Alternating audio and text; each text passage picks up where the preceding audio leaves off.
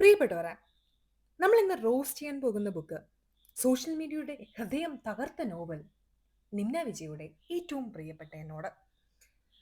ഒരുപക്ഷെ കഴിഞ്ഞ ഒരു വർഷമായി നമ്മുടെ സോഷ്യൽ മീഡിയ ഫീഡുകളിൽ കണ്ണീരിന്റെയും നെടുവീർപ്പിന്റെയും പ്രണയത്തിന്റെയും വിഷാദത്തിന്റെയും ഒരു കൊടുങ്കാറ്റുണ്ടാക്കിയ ബെസ്റ്റ് സെല്ലർ നിമ്ന വിജയുടെ ഏറ്റവും പ്രിയപ്പെട്ട എന്നോട്. ഈ പുസ്തകത്തിനെ കുറിച്ച് ആരോടെങ്കിലും നമ്മൾ ചോദിച്ചു കഴിഞ്ഞാൽ എല്ലാരും പറയും, ഇതൊരു ഫീലാണ്, ഇത് ഭയങ്കരമായിട്ട് റിലേറ്റ് ചെയ്യാൻ പറ്റും, ജീവിതത്തിനോട് ചേർന്ന് നിൽക്കുന്നു എന്നൊക്കെ. സത്യം പറഞ്ഞാൽ എന്താണ് ഈ പുസ്തകത്തിന്റെ കഥയെന്ന് ആർക്കും അറിയില്ല, അല്ലെങ്കിൽ കഥ ഇല്ല എന്ന് തന്നെ പറയാം. ഈ പുസ്തകത്തിന്റെ നായിക അതിഥി ഈ വിഷമിക്കുന്നു, വിഷാദിക്കുന്നു, പ്രണയത്തിനായിട്ട് കൊതിക്കുന്നു, പിന്നെ ഒരുപാട് ഇങ്ങനെ കറങ്ങി ഇറങ്ങി അടങ്ങുന്നു. അവസാനം ഒരു 216 പേജിന് ശേഷം അങ്ങനെ സ്വയം തീരുമാനിക്കുന്നു, ഇങ്ങനെ ഏറ്റവും അധികം സ്നേഹിക്കേണ്ടത് എന്നെ തന്നെയാണ് എന്നുള്ളത് മനസ്സിലാക്കുമ്പോൾ അവിടെ തീരുന്നു. അടുത്തതായിട്ട് ഇതൊരു മലയാള പുസ്തകം എന്നാണ് പറഞ്ഞിട്ടുള്ളത്. പക്ഷേ യാതൊരുവിധ പ്രൂഫ് റീഡിങ്ങും ഇല്ലാതെ, ഒരു എഡിറ്റർ കൈവയ്ക്കാതെ പുറത്തിറങ്ങിയിട്ടുള്ള ഒരു പുസ്തകമായിട്ടാണ് ഇത് വായിക്കുമ്പോൾ ഫീൽ ചെയ്യുന്നത്. കാരണം കുറേയധികം തെറ്റുകൾ, അക്ഷര തെറ്റുകളുണ്ട്, വാക്യഘടനയിലെ പ്രശ്നങ്ങളുണ്ട്. ഇപ്പോൾ എക്സാമ്പിൾ പറഞ്ഞാൽ വിഷമം തോന്നും, അത് എനിക്ക് തോന്നുന്നു ആദ്യത്തെ പേജുകളിലാണ്. അതൊരു ഒറ്റ വാക്കായിട്ടാണ് എഴുതി വെച്ചിരിക്കുന്നത്. അത് വിഷമം തോന്നും എന്നൊക്കെയോ പറയുന്നത്. ഈ വിഷമം തോന്നും, ആ ഒരു വേർഡ് നിങ്ങൾ തന്നെ എടുത്തൊന്ന് കണ്ടു നോക്കണം കേട്ടോ.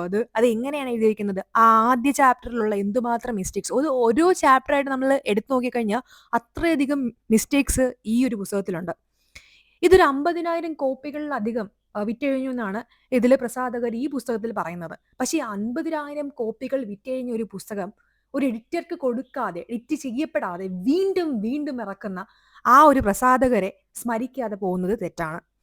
കാരണം ഇങ്ങനെ ഇത്രയും അധികം ഹൈപ്പ് കിട്ടിയ ഒരു പുസ്തകത്തിനെ അത്യാവശ്യം ഒരു മെനയായിട്ടുള്ള രീതിയിൽ എഡിറ്റ് ചെയ്ത് പിന്നെ പുറത്തിറക്കുക എന്നുള്ളൊരു ഒരു പരിപാടിയെങ്കിലും ഇവർക്ക് കാണിക്കാമായിരുന്നു എന്നാണ് എനിക്ക് തോന്നിയിട്ടുള്ളത്. കാരണം അതൊന്നും ഇവര് മര്യാദയ്ക്ക് ചെയ്തിട്ടില്ല. പിന്നെ ഈ പുസ്തകം വിൽക്കാനുള്ള ഒരു കാരണം എന്ന് എനിക്ക് തോന്നിയിട്ടുള്ളത്, അത് ഈ ഇൻസ്റ്റഗ്രാം സ്റ്റോറീസും ഇൻസ്റ്റഗ്രാം ഇൻഫ്ലുവൻസേഴ്സുമാണ്. എടുത്തു പറഞ്ഞു കഴിഞ്ഞാൽ പല മലയാളത്തിലെ ഇൻസ്റ്റഗ്രാം പേജുകളും ഈ ബുക്കുമായിട്ട് സംബന്ധിച്ച എല്ലാ പേജുകളും പെയ്ഡാണ്. അങ്ങോട്ട് പോയി കാശ് മേടിച്ച് അങ്ങനെ റീലിട്ട് അങ്ങനെ ബെസ്റ്റ് സെല്ലിങ്ങിലേക്ക് കടക്കുന്നതാണ് പലവിധ പുസ്തകങ്ങളും. അപ്പോൾ അതിലേക്ക് വീണു പോകാതിരിക്കാൻ ശ്രദ്ധിക്കുക എന്നുള്ളത് മാത്രമേ എനിക്ക് പറയാനുള്ളൂ.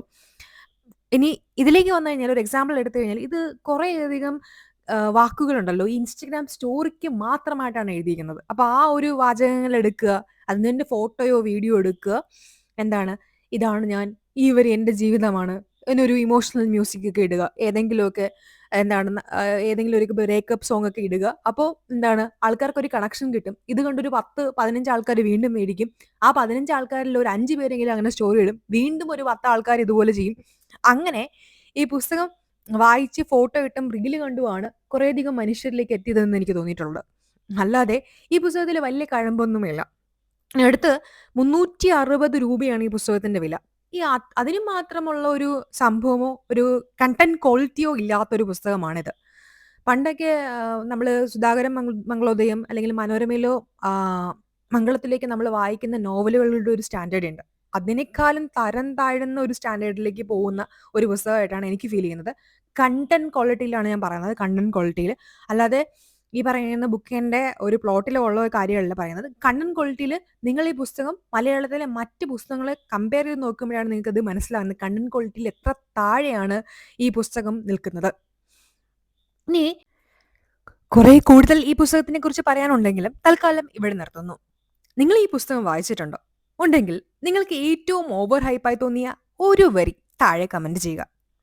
ഇനി നിങ്ങളുടെ പ്രിയപ്പെട്ടതല്ലാത്ത മറ്റൊരു ബെസ്റ്റ് സെല്ലർ ഉണ്ടെങ്കിൽ അതും പറയാം. അതേ നമുക്ക് അടുത്ത എപ്പിസോഡിൽ പൊളിച്ചെടുക്കാം. സബ്സ്ക്രൈബ് ചെയ്യാൻ മറക്കരുത്. Bye bye. ഈ നിമ്ന വിജയുടെ ഈ പുസ്തകം പ്രസിദ്ധീകരിച്ചിരിക്കുന്നത് മാൻകൈൻഡാണ്. ഇതിന്റെ വില 360 രൂപയാണ്.